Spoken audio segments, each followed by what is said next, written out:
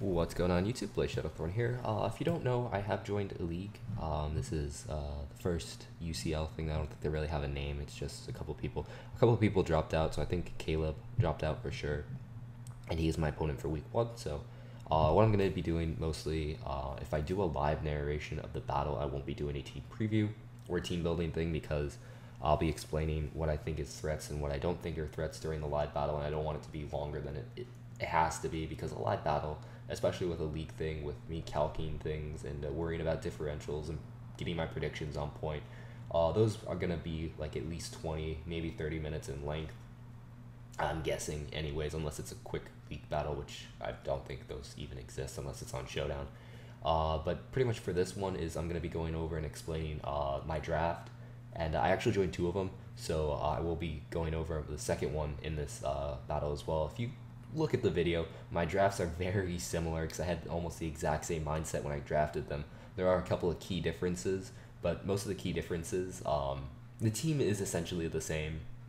Uh, just a couple of Pokemon that are different, but they both serve the same exact point. So over here, we're going to take a look at my team. I drafted Mew, Bisharp, Azumarill, Hydreigon, Conkeldurr, Gyarados, Gramble, Mega Bayonet, Alomomola, Claydol, Cryogonal, and Weezing. Now, reason I drafted Mew was because of its versatility. A lot of the mons I drafted are for versatility's sake, except for a couple of them, which I drafted for key reasons. Mew, it has a band. It's good offensive and defensive. Defensive, it's obviously better with the Stall Breaker set, but I've been mixing around and testing out a couple of offensive sets that I really like, that I think are kind of unique, kind of interesting, and oftentimes in league format, the unique sets are the ones that really shine in here. I drafted Bisharp because I really like hyper offensive Dark Core, and the Bisharp plus Hydreigon are nice dual Dark formats, and plus I do kind of struggle a little bit with Psychic types. Not so much on this team, but as my next draft, I really kind of struggle a little bit with Psychic. So having a couple of Dark things plus Bisharp's just a great sweeper in general. Forces my opponents to think twice before defogging. Although I don't really have a lot of hazard stack on this team, it's still nice to stop in case I get up rocks with Claydol, Claydol or something. It's just nice to stop them from defogging, Sticky Web, stuff like that. Defiance a great, intimidate users. Defiance just a great ability to have, and Bisharp is just Bisharp. It's Bisharp. And then Azumarill, I drafted Azumarill just because, especially with me having both Bisharp and Hydreigon, I wanted to draft Azumarill because Azumarill does a pretty key job in stopping both Bisharp and Azumarill, and the only other counter that it has is Keldeo. Nobody drafted Keldeo in this league, but in case they do, Azumarill is my answer to Keldeo. So it was that for that reason, and also because I didn't want anybody else to have it, because again, it stops a lot of my team actually. Like it'll stop Conkeldurr. It kind of dents Mew a bit. Pretty solid against Cryogonal, Claydol.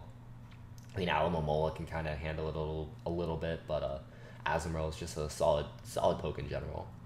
Going over my UU picks, Hydreigon again because of the dual Dark Core with Bisharp and Hydreigon. Also because of its vast move pool, it can run physical or special. Conkeldurr because I wanted a strong fighting type on my team, because having a good fighting type in league format is just incredible. And Conkeldurr used to be in OU, so I mean the fact that it dropped down to UU, and I was torn a little bit, I will be honest, between Conkeldurr and Pangoro, but in the end I went Conkeldurr because I didn't want that weakness to Fairy, especially if I drafted Hydreigon. Having two mons that are 4 times weak to Fairy, I'm not about that life. I'm just not about it, so I drafted Conkeldurr instead. But yeah, pretty much the key role of it is being a strong fighting type that'll stop a lot of threats, and just bringing that in general. I'm doing a really terrible job explaining why I drafted Mons, except that it's pure power, and that is my reasoning for it. Gyarados I drafted because Gyarados is one of those Mons that can be both offensive and defensive like Mew. A lot of people don't expect defensive Gyarados, but I've been playing around with that set as well. I can't give out the sets, obviously, in case my opponents decide to say, yo, he has a channel, he might upload something that'll give me an edge over him. But I will tell you that Gyarados can help me out against a lot of the threats I see on his team. Like, for example, Jirachi, which I would be facing. Jirachi can't really touch Gyarados too much. I mean, there's a couple sets that he could run, that if he does decide to run to handle Gyarados. But then if he runs that set, like for example, special with Thunderbolt, I can't really handle that too well. But if he does, then I have Claydol for it. So the way I drafted it is if I bring two things, the sets, they're complementary to each other, so they'll cover each other's weaknesses a lot, which is what I like. So Gyarados definitely, obviously you can run the sub DD set, you can run defensive with T-Wave, there's so much you can do with the Gyarados, and that's why I drafted it. Moving down the list, Gramble, again, Gramble is just an amazing mon in general, especially in RU, it's definitely one of my favorite RU mons. Play Rough, especially like Adamant Play Rough, it's an Intimidate user. It doesn't have solid recovery, but it does gain access to the rest of Chesto set, which I do use quite a lot. Again, it has T-Wave. Again, it has EQ, Fire Punch. Nothing really can switch into a Gramble's Play Rough, except maybe a Ferrothorn, but nobody drafted Ferrothorn.